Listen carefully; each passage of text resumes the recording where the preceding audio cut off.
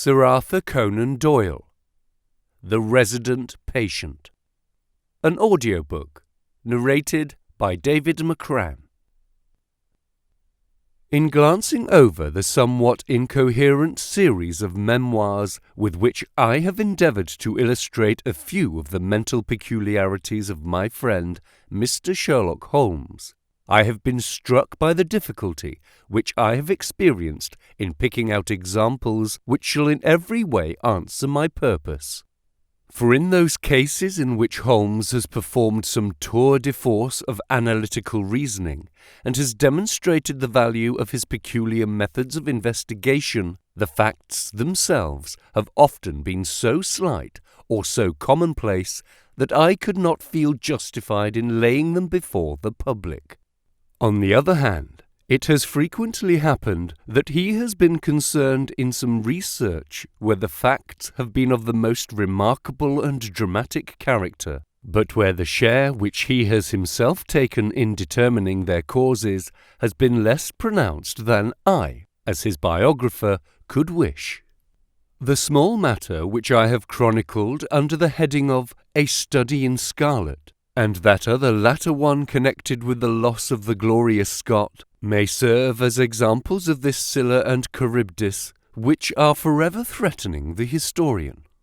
It may be that in the business of which I am now about to write, the part which my friend played is not sufficiently accentuated, and yet the whole train of circumstances is so remarkable that I cannot bring myself to omit it entirely from this series. I cannot be sure of the exact date, for some of my memoranda upon the matter have been mislaid, but it must have been towards the end of the first year during which Holmes and I shared chambers in Baker Street. It was boisterous October weather, and we had both remained indoors all day. I, because I feared with my shaken health to face the keen autumn wind, while he was deep in some of those abstruse chemical investigations which absorbed him utterly as long as he was engaged upon them. Towards evening, however, the breaking of a test tube brought his research to a premature ending, and he sprang up from his chair with an exclamation of impatience and a clouded brow. "A day's work ruined, Watson," said he, striding across to the window. "Ha! The stars are out and the wind has fallen. What do you say to a ramble through London?" I was weary of our little sitting-room, and gladly acquiesced. For 3 hours we strolled about together, watching the ever-changing kaleidoscope of life as it ebbs and flows through Fleet Street and the Strand. Holmes had shaken off his temporary ill-humour, and his characteristic talk, with its keen observance of detail and subtle power of inference, held me amused and enthralled. It was 10 o'clock before we reached Baker Street again. A brougham was waiting at our door. "A doctor's general practitioner, I perceive," said Holmes. "Not been long in practice, but has a good deal to do. Come to consult us, I fancy. Lucky we came back." I was sufficiently conversant with Holmes's methods to be able to follow his reasoning, and to see that the nature and state of the various medical instruments in the wicker basket which hung in the lamplight inside the brougham had given him the data for his swift deduction. The light in our window above showed that this late visit was indeed intended for us. With some curiosity as to what could have sent a brother medico to us at such an hour, I followed Holmes into our sanctum. A pale, taper-faced man with sandy whiskers rose up from a chair by the fire as we entered. His age may not have been more than 3 or 34, but his haggard expression and unhealthy hue told of a life which has sapped his strength and robbed him of his youth. His manner was nervous and shy, like that of a sensitive gentleman, and the thin white hand which he laid on the mantelpiece as he rose was that of an artist rather than of a surgeon. His dress was quiet and sombre, a black frock coat, dark trousers, and a touch of colour about his necktie. "Good evening, Doctor," said Holmes cheerily. "I am glad to see that you have only been waiting a very few minutes." "You spoke to my coachman, then?" "No, it was the candle on the side table that told me, 'Pray resume your seat, and let me know how I can serve you.'" "My name is Dr. Percy Trevelyan," said our visitor, "and I live at 403 Brook Street." "Are you not the author of a monograph upon obscure nervous lesions?" I asked. His pale cheeks flushed with pleasure at hearing that his work was known to me. "I so seldom hear of the work that I thought it was quite dead," said he. "My publishers gave me a most discouraging account of its sale. You are yourself, I presume, a medical man?" "A retired army surgeon. My own hobby has always been nervous disease. I should wish to make it an absolute specialty, but of course a man must take what he can get at first. This, however, is beside the question, Mr. Sherlock Holmes, and I quite appreciate how valuable your time is. The fact is that a very singular train of events has occurred recently at my house in Brook Street, and tonight they came to such a head that I felt it was quite impossible for me to wait another hour before asking for your advice and assistance." Sherlock Holmes sat down and lit his pipe. "You are very welcome to both," said he. "Pray, let me have a detailed account of what the circumstances are which have disturbed you." "One or two of them are so trivial," said Dr. Trevelyan, "that really I am almost ashamed to mention them. But the matter is so inexplicable, and the recent turn which it has taken is so elaborate, that I shall lay it all before you, and you shall judge what is essential and what is not. I am compelled, to begin with, to say something of my own college career. I am a London University man, you know, and I am sure that you will not think that I am unduly singing my own praises if I say that my student career was considered by my professors to be a very promising one. After I had graduated, I continued to devote myself to research, occupying a minor position in King's College Hospital, and I was fortunate enough to excite considerable interest by my research into the pathology of catalepsy, and finally to win the Bruce Pinkerton Prize and medal by the monograph on nervous lesions to which your friend has just alluded. I should not go too far if I were to say that there was a general impression at the time that a distinguished career lay before me. But the one great stumbling block lay in my want of capital. As you will readily understand, a specialist who aims high is compelled to start in one of a dozen streets in the Cavendish Square quarter, all of which entail enormous rents and furnishing expenses. Besides this preliminary outlay, he must be prepared to keep himself for some years and to hire a presentable carriage and horse. To do this was quite beyond my power, and I could only hope that by economy I might in 10 years' time save enough to enable me to put up my plate. Suddenly, however, an unexpected incident opened up quite a new prospect to me. This was a visit from a gentleman of the name of Blessington, who was a complete stranger to me.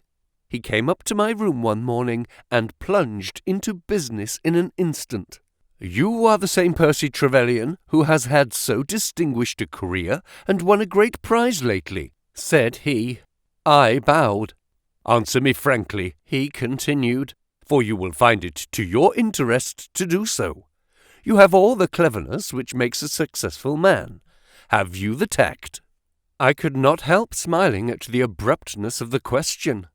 "I trust that I have my share," I said.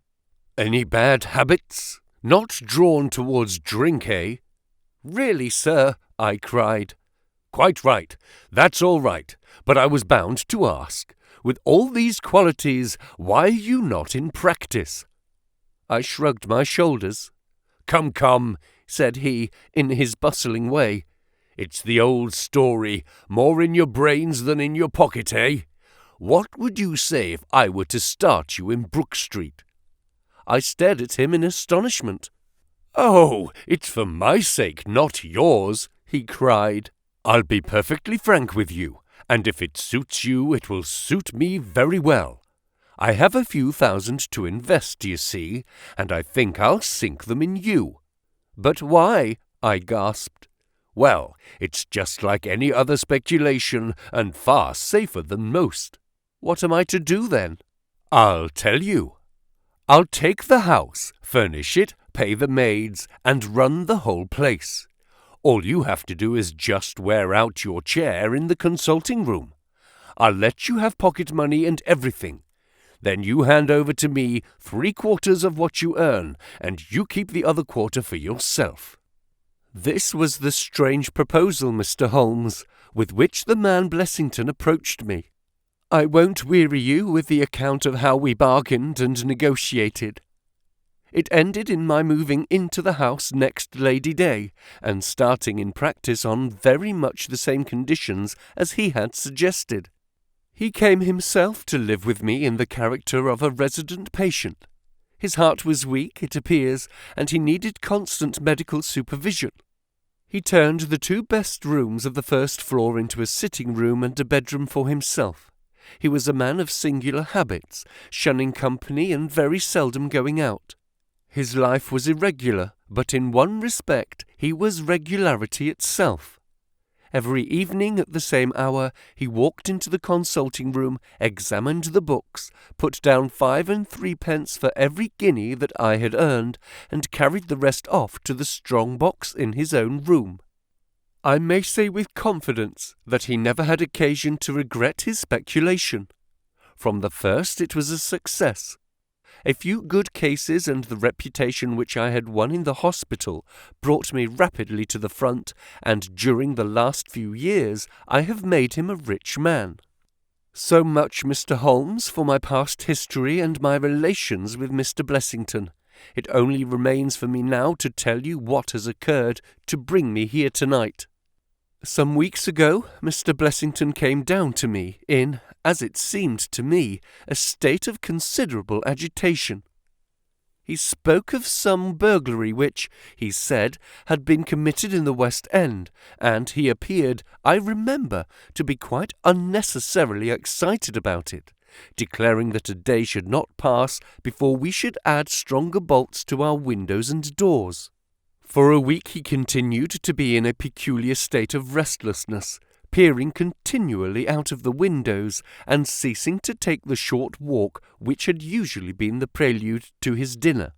From his manner it struck me that he was in mortal dread of something or somebody, but when I questioned him upon the point he became so offensive that I was compelled to drop the subject. Gradually, as time passed, his fears appeared to die away, and he had renewed his former habits, when a fresh event reduced him to the pitiable state of prostration in which he now lies. What happened was this. 2 days ago I received the letter which I now read to you. Neither address nor date is attached to it. A Russian nobleman who is now resident in England, it runs, would be glad to avail himself of the professional assistance of Dr. Percy Trevelyan. He has been for some years a victim to cataleptic attacks, on which, as is well known, Dr. Trevelyan is an authority. He proposes to call at about 6:15 tomorrow evening, if Dr. Trevelyan will make it convenient to be at home. This letter interested me deeply, because the chief difficulty in the study of catalepsy is the rareness of the disease. You may believe, then, that I was in my consulting room when, at the appointed hour, the page showed in the patient. He was an elderly man, thin, demure, and commonplace, by no means the conception one forms of a Russian nobleman. I was much more struck by the appearance of his companion. This was a tall young man, surprisingly handsome, with a dark, fierce face, and the limbs and chest of a Hercules. He had his hand under the other's arm as they entered, and helped him to a chair with a tenderness which one would hardly expect from his appearance. "You will excuse my coming in, doctor," said he to me, speaking English with a slight lisp. "This is my father, and his health is a matter of the most overwhelming importance to me."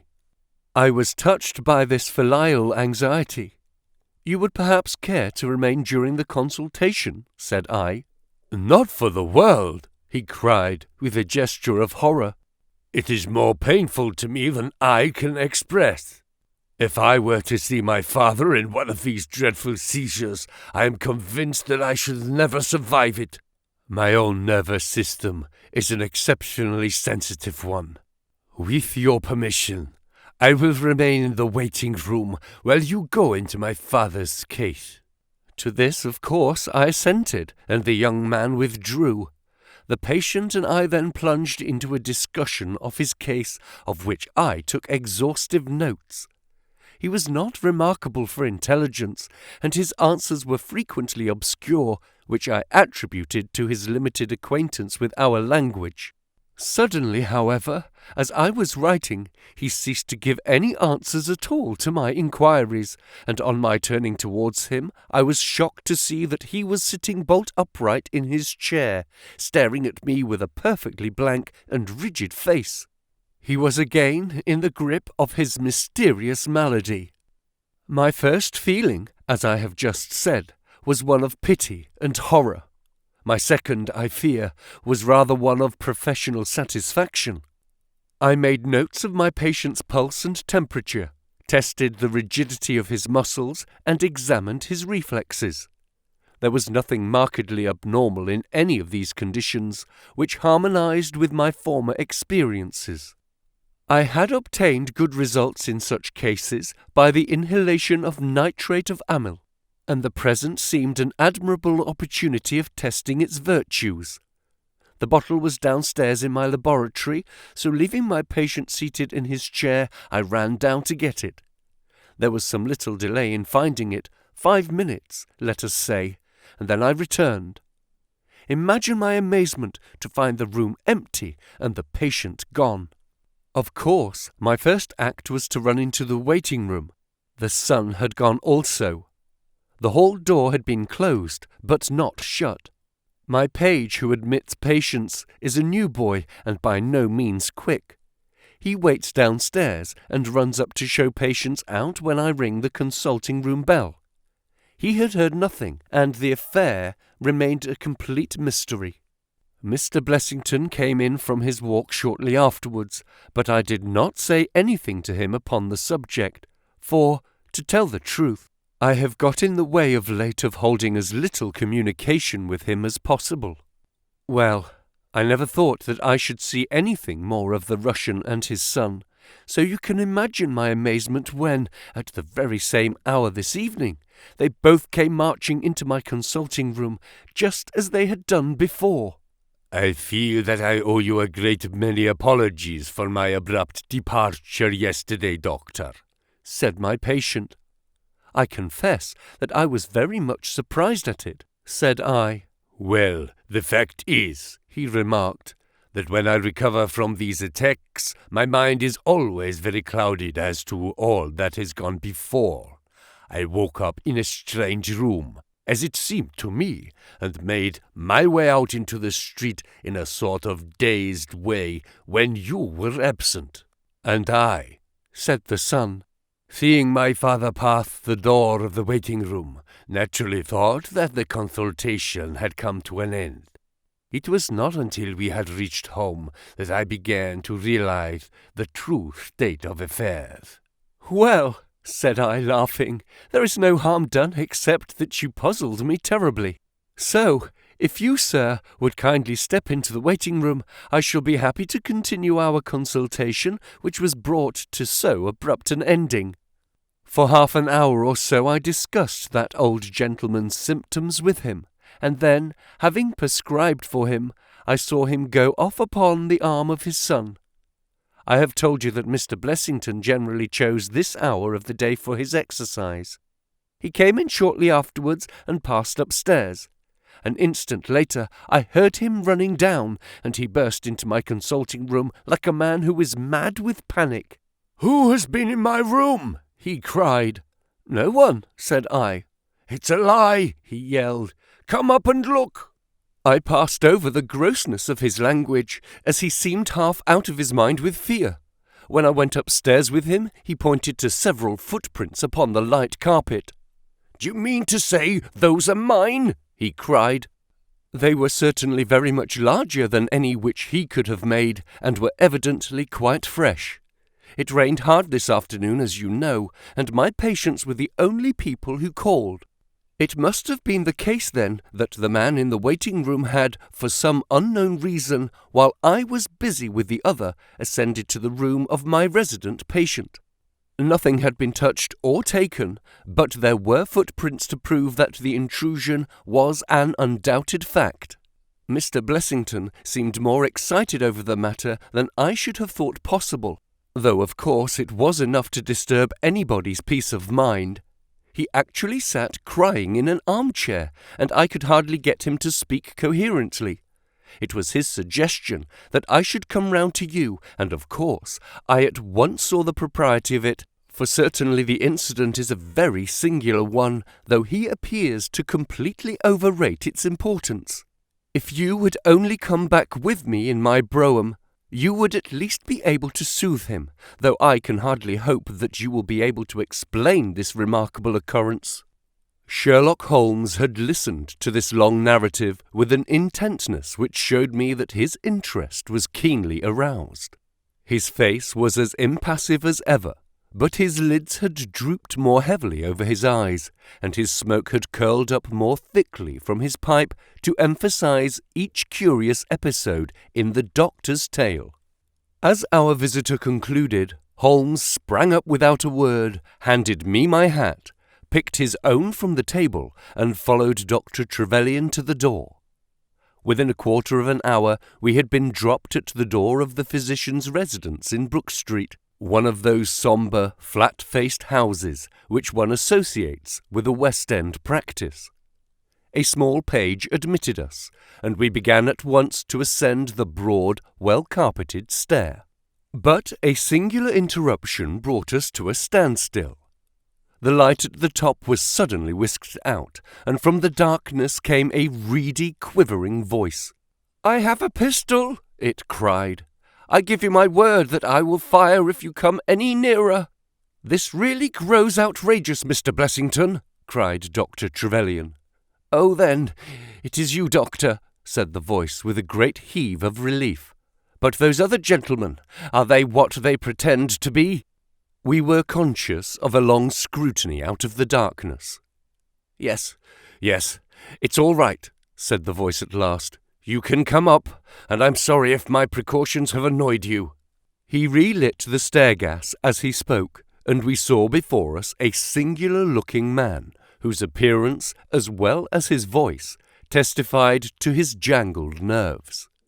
He was very fat, but had apparently at some time been much fatter, so that the skin hung about his face in loose pouches, like the cheeks of a bloodhound.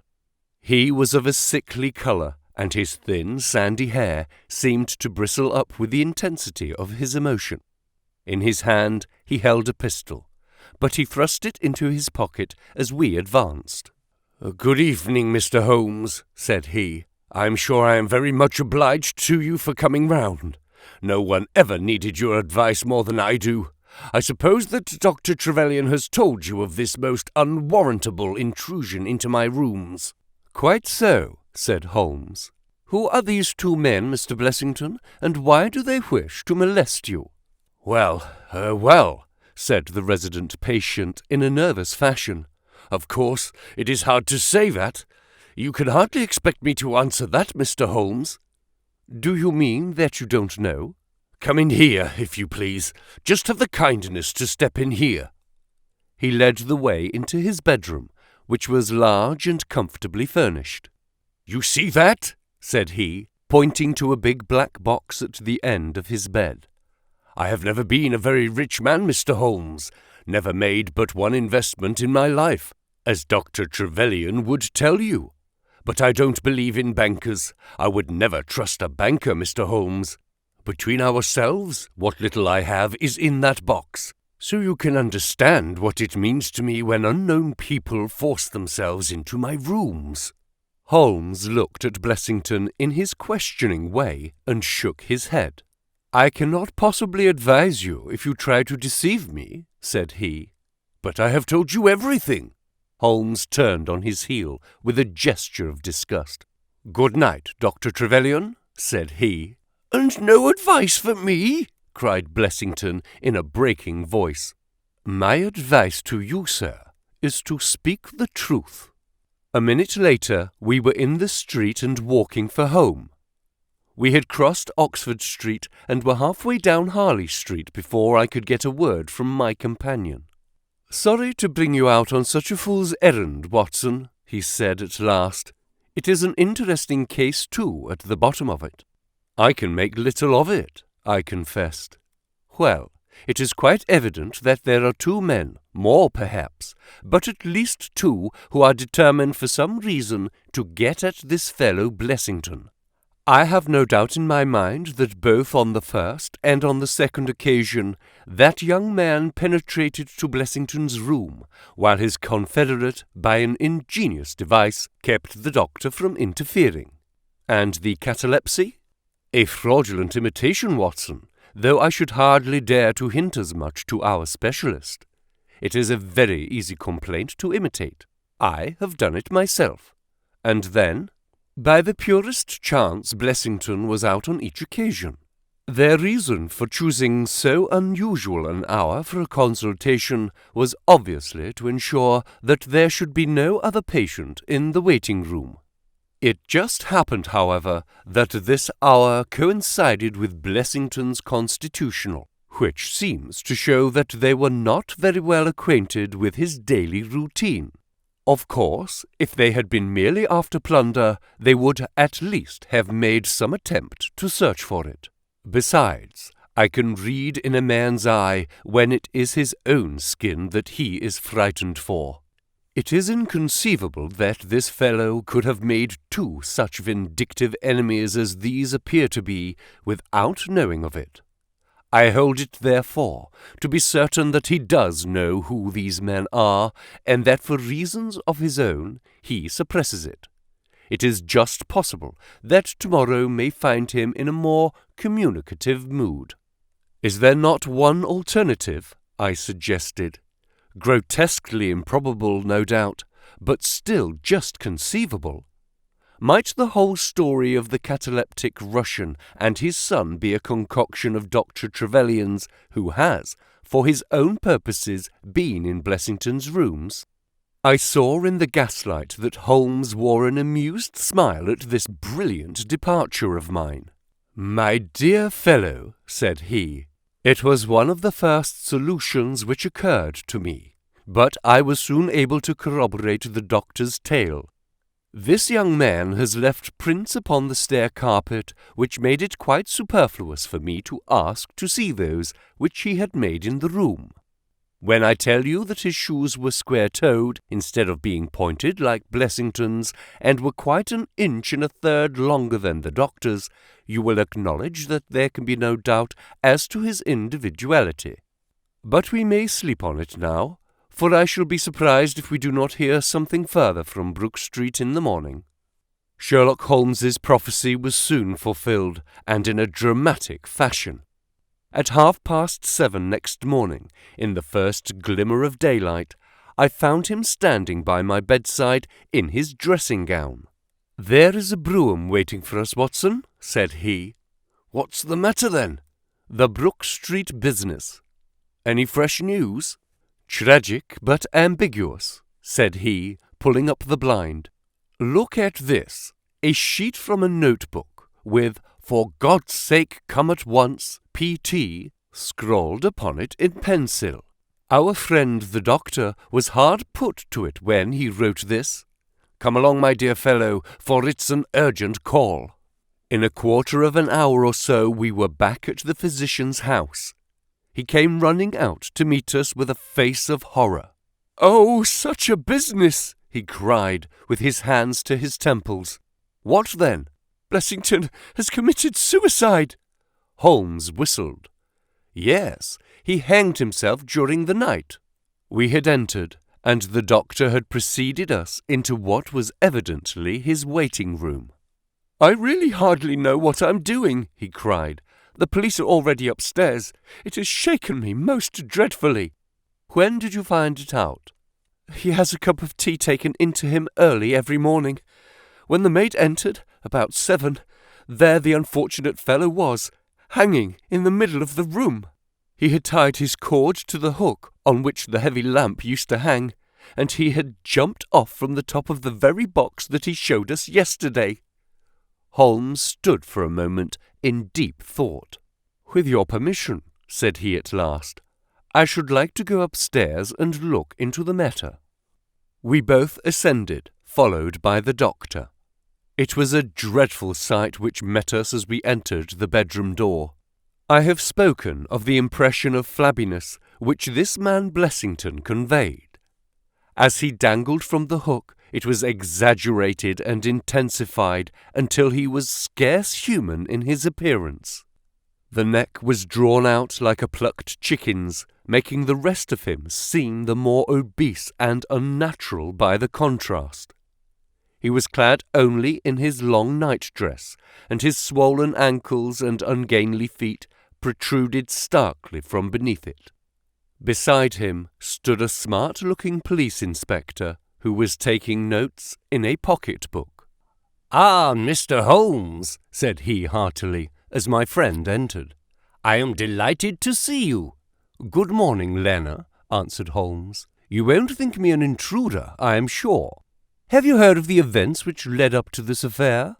"Yes, I have heard something of them." "Have you formed any opinion?" "As far as I can see, the man has been driven out of his senses by fright.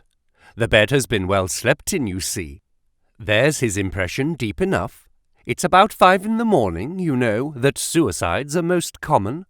That would be about his time for hanging himself. It seems to have been a very deliberate affair." "I should say that he has been dead about 3 hours, judging by the rigidity of the muscles," said I. "Noticed anything peculiar about the room?" asked Holmes. "Found a screwdriver and some screws on the wash-hand stand. Seems to have smoked heavily during the night, too. Here are 4 cigar ends that I picked out of the fireplace." Said Holmes. "Have you got his cigar holder?" "No, I have seen none." "His cigar case, then?" "Yes, it was in his coat pocket." Holmes opened it and smelled the single cigar which it contained. "Oh, this is a Havana, and these other cigars are of a peculiar sort which are imported by the Dutch from their East Indian colonies. They are usually wrapped in straw, you know, and are thinner for their length than any other brand." He picked up the 4 ends and examined them with his pocket lens. "2 of these have been smoked from a holder, and 2 without," said he. "2 have been cut off by a not very sharp knife, and 2 have had their ends bitten off by a set of excellent teeth. This is no suicide, Mr. Lena. It is a very deeply planned and cold-blooded murder." "Impossible!" cried the inspector. "And why?" "Why should anyone murder a man in so clumsy a fashion as by hanging him?" "That is what we have to find out." "How could they get in?" "Through the front door." "It was barred in the morning." "Then it was barred after them." "How do you know?" "I saw their traces. Excuse me a moment, and I may be able to give you some further information about it." He went over to the door, and turning the lock, he examined it in his methodical way. Then he took out the key, which was on the inside, and inspected that also. The bed, the carpet, the chairs, the mantelpiece, the dead body, and the rope were each in turn examined, until at last he professed himself satisfied, and with my aid and that of the inspector, cut down the wretched object, and laid it reverently under a sheet. "How about this rope?" he asked. "It is cut off this," said Dr. Trevelyan, drawing a large coil from under the bed. He was morbidly nervous of fire, and always kept this beside him, so that he might escape by the window in case the stairs were burning." "That must have saved them trouble," said Holmes thoughtfully. "Yes, the actual facts are very plain, and I shall be surprised if by the afternoon I cannot give you the reasons for them as well. I will take this photograph of Blessington, which I see upon the mantelpiece, as it may help me in my inquiries." "But you have told us nothing," cried the doctor.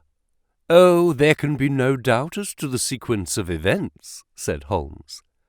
"There were 3 of them in it, the young man, the old man, and a third, whose identity I have no clue. The first 2, I need hardly remark, are the same who masqueraded as the Russian Count and his son, so we can give a very full description of them. They were admitted by a confederate inside the house. If I might offer you a word of advice, Inspector, it would be to arrest the page, who, as I understand, has only recently come into your service, Doctor." "The young imp cannot be found," said Dr. Trevelyan. "The maid and the cook have just been searching for him." Holmes shrugged his shoulders. "He has played a not unimportant part in this drama," said he. "The 3 men having ascended the stairs, which they did on tiptoe, the elder man first, the younger man second, and the unknown man in the rear." "My dear Holmes!" I ejaculated. "Oh, there could be no question as to the superimposing of the footmarks. I had the advantage of learning which was which last night. They ascended then to Mr. Blessington's room, the door of which they found to be locked. With the help of a wire, however, they forced round the key. Even without the lens, you will perceive, by the scratches on this ward, where the pressure was applied. On entering the room, their first proceeding must have been to gag Mr. Blessington. He may have been asleep, or he may have been so paralyzed with terror as to have been unable to cry out. These walls are thick, and it is conceivable that his shriek, if he had time to utter one, was unheard. Having secured him, it is evident to me that a consultation of some sort was held. Probably it was something in the nature of a judicial proceeding. It must have lasted for some time, for it was then that these cigars were smoked. The older man sat in that wicker chair. It was he who used the cigar-holder. The younger man sat over yonder. He knocked his ash off against the chest of drawers. The third fellow paced up and down. Blessington, I think, sat upright in the bed, but of that I cannot be absolutely certain. Well, it ended by their taking Blessington and hanging him. The matter was so prearranged that it is my belief that they brought with them some sort of block or pulley which might serve as a gallows. The screwdriver and those screws were, as I conceive, for fixing it up. Seeing the hook, however, they naturally saved themselves the trouble. Having finished their work, they made off, and the door was barred behind them by their confederate. We had all listened with the deepest interest to this sketch of the night's doings, which Holmes had deduced from signs so subtle and minute that, even when he had pointed them out to us, we could scarcely follow him in his reasoning. The inspector hurried away on the instant to make inquiries about the page, while Holmes and I returned to Baker Street for breakfast. "I'll be back by 3, said he, when we had finished our meal. "Both the inspector and the doctor will meet me here at that hour, and I hope by that time to have cleared up any little obscurity which the case may still present." Our visitors arrived at the appointed time, but it was 3:45 before my friend put in an appearance. From his expression as he entered, however, I could see that all had gone well with him. "Any news, Inspector?" "We have got the boy, sir." "Excellent. And I have got the men." "You have got them?" we cried, all 3. "Well, at least I have got their identity. This so-called Blessington is, as I expected, well known at headquarters, and so are his assailants. Their names are Biddle, Hayward, and Moffat." "The Worthington Bank gang!" cried the inspector.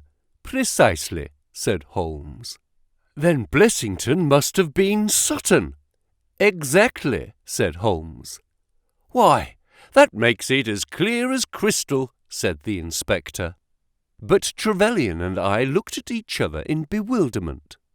"You must surely remember the great Worthington Bank business," said Holmes. "5 men were in it, these 4 and a 5th called Cartwright. Tobin the caretaker was murdered, and the thieves got away with £7,000. This was in 1875. They were all 5 arrested, but the evidence against them was by no means conclusive. This Blessington, or Sutton, who was the worst of the gang, turned informer. On his evidence, Cartwright was hanged, and the other 3 got 15 years apiece. When they got out the other day, which was some years before their full term, they set themselves, as you perceive, to hunt down the traitor, and to avenge the death of their comrade upon him. Twice they tried to get at him and failed. A 3rd time, you see, it came off. Is there anything further which I can explain, Dr. Trevelyan?" "I think you have made it all remarkably clear," said the doctor. No doubt the day on which he was perturbed was the day when he had seen of their release in the newspapers. "Quite so. His talk about a burglary was the merest blind. But why could he not tell you this?" "Well, my dear sir, knowing the vindictive character of his old associates, he was trying to hide his own identity from everybody as long as he could. His secret was a shameful one, and he could not bring himself to divulge it. However, wretch as he was still living under the shield of British law, and I have no doubt, Inspector, that you will see that, though that shield may fail to guard, the sword of justice is still there to avenge." Such were the singular circumstances in connection with the resident patient and the Brook Street doctor. From that night, nothing has been seen of the 3 murderers by the police, and it is surmised at Scotland Yard that they were among the passengers of the ill-fated steamer Norah Creina, which was lost some years ago with all hands upon the Portuguese coast some leagues to the north of Oporto. The proceedings against the page broke down for want of evidence, and the Brook Street mystery, as it was called, has never until now been fully dealt with in any public print.